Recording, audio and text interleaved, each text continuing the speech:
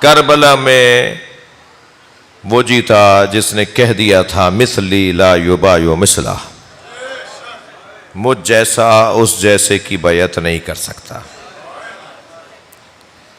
یزید سے حسین ایسے جیتے کہ خود یزید کا بیٹا اپنے باپ پر لعنت کر کے اترا۔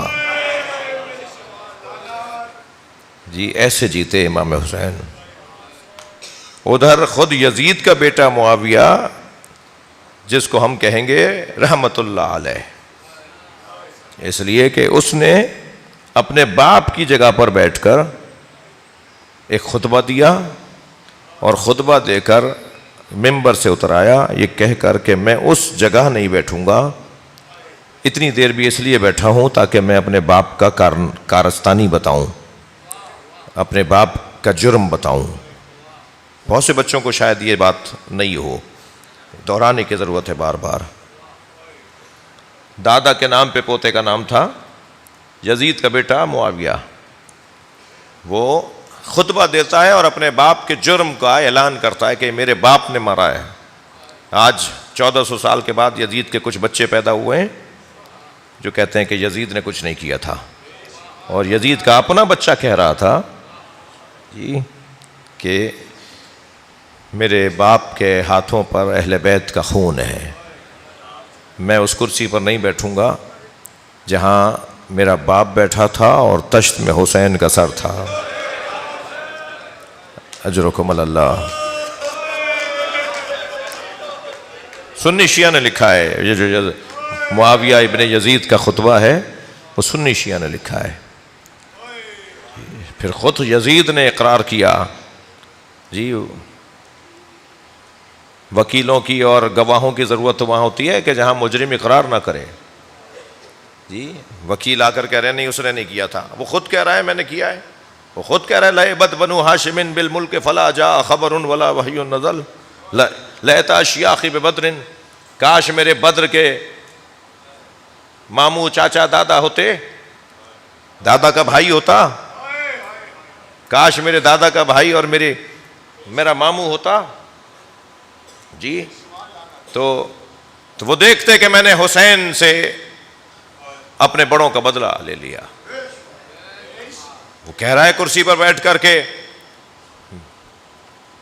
کوئی وحی نہیں، کوئی قرآن نہیں، کوئی فرشتہ نہیں، کوئی قرآن نہیں ہے، کوئی اللہ نہیں ہے۔ یہ بنی ہاشم نے ایک اعلان کیا اور ایک حکومت بنانے کا رستہ نکالا، اور آج میں نے ان کے خاندان کو مار دیا۔ اور آج 1400 سال کے بعد بڑے بڑے مفتیوں کو بھی یہ نہیں پتا، وہ بھی پھر آ کر کہتے ہیں کہ مجھ پر ثابت نہیں ہے۔ جس نے یزید کے پیچھے جا کر کھڑے ہونے کی بات کی ہے نا، تو لعنت اس سے پہلے ان پہ گئی ہے۔ لعنت سے مراد یہ والی بے شمار نہیں ہے، یہ تو آپ نے محبت کا اظہار کر دیا۔ لعنت کا مطلب ہے برکتوں کا اٹھنا۔ لعنت یہ جو ابھی آپ نے کہا یہ تو سوری دکھانے والی اور سننے والی لعنت ہے۔ کچھ اثرات بھی ہیں لعنت کے، کچھ نتیجہ بھی ہے لعنت کا، ایسے ہی صلوات کا بھی کوئی نتیجہ ہے۔ جس کی زندگی میں برکت نہ ہو اس کی زندگی میں لعنت ہے، برکت ہی اڑ جاتی ہے جو بھی اس گھرانے کی حمایت میں کھڑا ہو جاتا ہے۔ یعنی یزید اور یزید کے گھرانے کی حمایت میں، اہل بیت کے دشمنوں کی حمایت میں کھڑے ہونے والی کی زندگی سے برکت اڑ جاتی ہے۔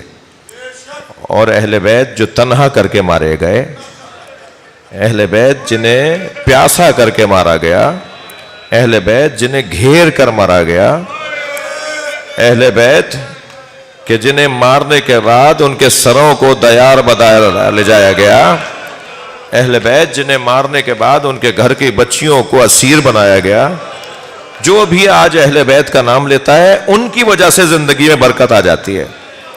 میرے بھائی ابھی علامہ اعجاز صاحب بھی، سہیل شاہ صاحب بھی یہ باہر سے پڑھ کر آ رہے ہیں، ذاکرین یہاں آئے ہوئے تھے، اب کہیں اور گئے ہیں، کہیں اور گئے ہوئے تھے، واپس آ رہے ہیں۔